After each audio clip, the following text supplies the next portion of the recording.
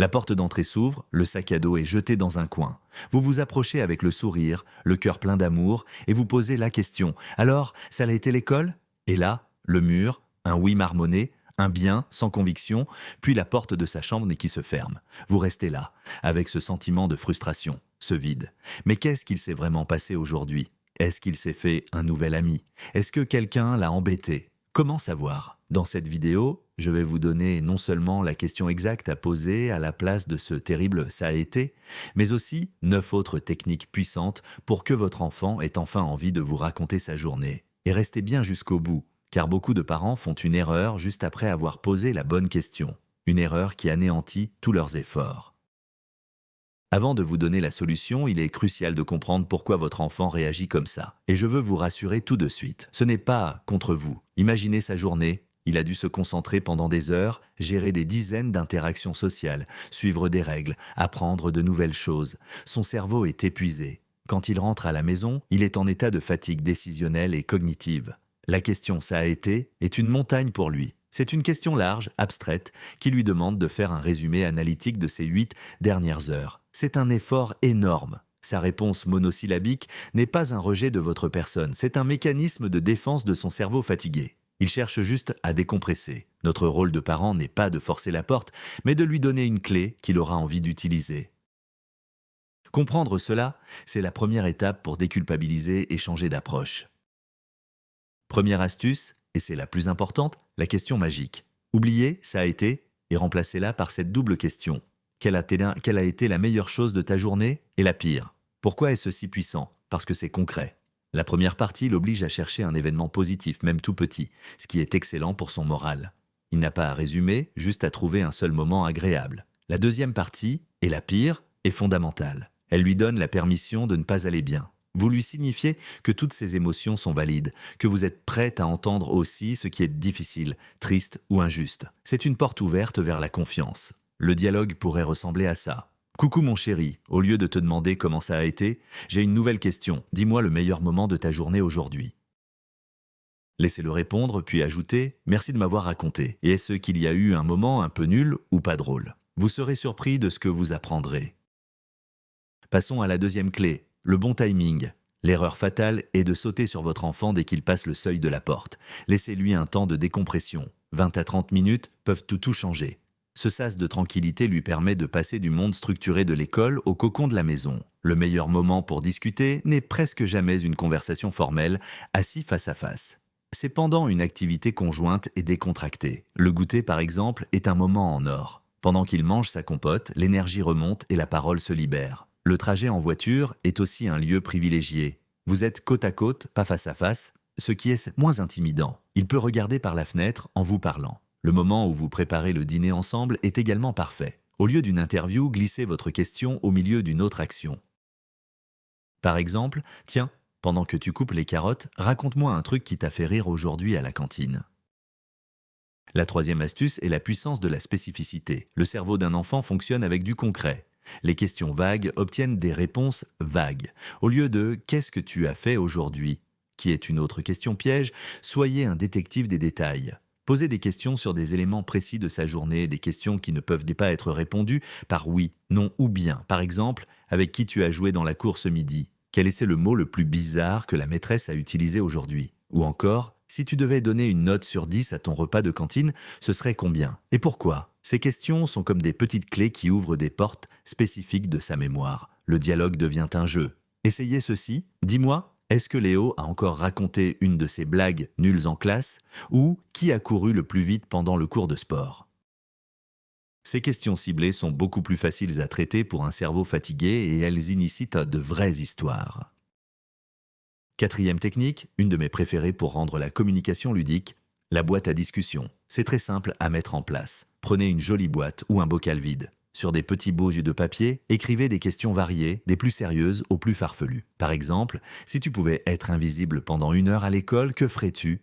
Quel est le camarade qui a été le plus gentil avec toi aujourd'hui? Si notre famille était une équipe de super-héros, quels seraient nos pouvoirs? Placez la boîte sur la table du dîner. Chaque soir, un membre de la famille pioche une question et y répond. Cela dédramatise complètement l'échange. Le but n'est plus de faire un rapport sur l'école, mais de partager un moment amusant. Le dialogue pourrait être Allez, c'est parti pour la question du soir. Maman pioche en premier. Ah, si je pouvais changer une règle à l'école, ce serait quoi?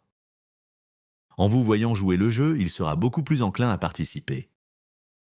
Voici la cinquième astuce, qui est un changement radical de perspective.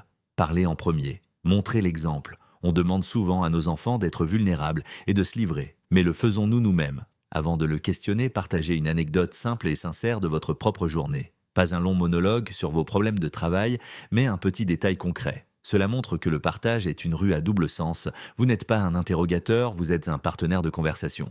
Cela humanise la relation. Un exemple concret: Phew, quelle journée! Tu sais ce qui m'est arrivé de drôle? Je me suis trompé de salle pour une réunion, j'étais tellement gêné. Et toi? Il t'est arrivé un truc un peu embarrassant ou rigolo aujourd'hui? En partageant votre propre pire moment, vous lui donnez la permission de partager le sien. Vous n'êtes plus le parent parfait qui juge, mais un être humain qui vit aussi des hauts et des bas. La sixième clé est souvent négligée, et pourtant, elle dit tout: écoutez avec vos yeux. Le langage non verbal de votre enfant est une mine d'informations. Bien avant les mots, son corps vous parle. Est-ce que ses épaules sont voûtées par le poids de son sac ou par autre chose? Est-ce qu'il traîne les pieds ou au contraire, est-il plein d'une énergie nerveuse? Observez-le avant de parler. Au lieu de poser une question, faites une observation empathique. Par exemple, si vous le voyez avachi sur le canapé, au lieu de «Pourquoi tu fais cette tête?», essayez une phrase douce comme «On dirait que la journée a été lourde aujourd'hui». Ce n'est pas une question, c'est une constatation. Elle n'appelle pas de réponse, mais elle ouvre un espace de sécurité. Parfois, un simple «Je vois que tu es fatigué, viens te faire un câlin» sera plus efficace que n'importe quelle question pour délier les langues un peu plus tard. Votre enfant se sentira vu et compris, pas seulement interrogé. Septième stratégie, un rituel de connexion très puissant. La rose et l'épine. C'est une variante de la question magique, mais plus ritualisée, parfaite pour le repas du soir ou le moment du coucher. Le principe est simple, chaque membre de la famille partage à tour de rôle sa rose de la journée, c'est-à-dire son meilleur moment, et son épine, son moment le plus difficile ou piquant. En l'intégrant comme un rituel, vous normalisez le fait de parler des difficultés. L'épine n'est pas un drame, c'est une partie normale de la vie, au même titre que la rose. Cela apprend à votre enfant la résilience et l'intelligence émotionnelle. Commencez toujours par vous pour donner l'exemple. Le dialogue pourrait être: c'est l'heure de la rose et de l'épine. Ma rose, c'est d'avoir reçu un gentil mail d'un collègue. Mon épine, c'est que j'ai raté mon bus ce matin. À toi, quelle est ta rose? C'est un outil formidable pour créer une culture familiale de l'ouverture et de l'honnêteté. Huitième astuce, une technique de contournement très efficace. Parler de ses amis. Parfois, il est plus facile pour un enfant de raconter sa journée à travers le prisme des autres. Parler de lui peut le mettre mal à l'aise, comme s'il était au centre de l'attention. En posant des questions sur ses copains, vous déplacez le projecteur, mais inévitablement, en parlant d'eux, il finira par parler de lui. C'est une porte d'entrée indirecte mais très puissante. Par exemple: alors, comment va Léa? Elle a réussi son exposé de géographie? Ou est-ce que Hugo t'a encore montré sa collection de cartes Pokémon? En vous racontant l'histoire de son ami, il est fort probable qu'il ajoute: et moi aussi j'ai dû, ou ça me fait penser que. C'est aussi une excellente façon de comprendre la dynamique sociale de la classe et de déceler d'éventuels problèmes sans le questionner directement sur des sujets sensibles comme le harcèlement. La neuvième technique est subtile mais redoutable. Utilisez la formulation «je me demande» au lieu d'une question directe qui peut parfois sonner comme une interrogation.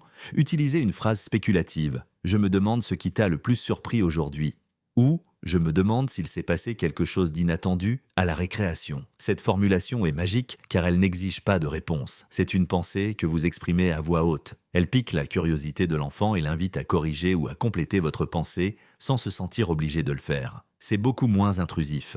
Vous ne lui demandez pas de vous donner une information, vous l'invitez à partager une réflexion. Le dialogue pourrait être, en regardant par la fenêtre d'un air songeur: je me demande bien quelle nouvelle chose intéressante vous avez apprise en histoire aujourd'hui. Laissez un silence. Souvent, l'enfant ne pourra pas s'empêcher de combler ce vide avec la réponse. Enfin, la dixième et dernière astuce, qui est peut-être la plus difficile pour nous, parents: une fois que vous avez posé votre super question, taisez-vous et écoutez. C'est la règle d'or. Votre enfant commence à parler et notre premier réflexe est souvent de l'interrompre pour donner un conseil, pour minimiser son problème ou pour raconter une histoire similaire qui nous est arrivée. C'est une erreur qui tue la communication. Quand il parle, votre seul travail est d'écouter. Vraiment écouter. Accueillez ses paroles sans jugement. Hochez la tête, dites «ah oui, je vois, Laissez des silences. Le silence est un espace que votre enfant peut remplir s'il se sent en sécurité. S'il vous raconte un problème, ne sautez pas sur la solution. Demandez plutôt « Et qu'est-ce que tu as ressenti à ce moment-là » ou « Et qu'est-ce que tu penses faire ?» Votre écoute active et silencieuse est le plus beau cadeau que vous puissiez lui faire. C'est ce qui lui dit « Ce que tu vis est important, tu es important ». Voilà, vous avez maintenant une boîte à outils complète pour remplacer le frustrant. Ça a été, rappelez-vous, remplacez cette question par « Quelle a été la meilleure et la pire chose de ta journée ?» Choisissez le bon moment, soyez spécifique, partagez aussi votre journée et surtout, écoutez en silence. Je sais que ce n'est pas toujours facile. Nous sommes fatigués, nous avons nos propres soucis. Mais je veux que vous sachiez une chose, le fait que vous soyez encore en train de regarder cette vidéo prouve que vous êtes un parent formidable.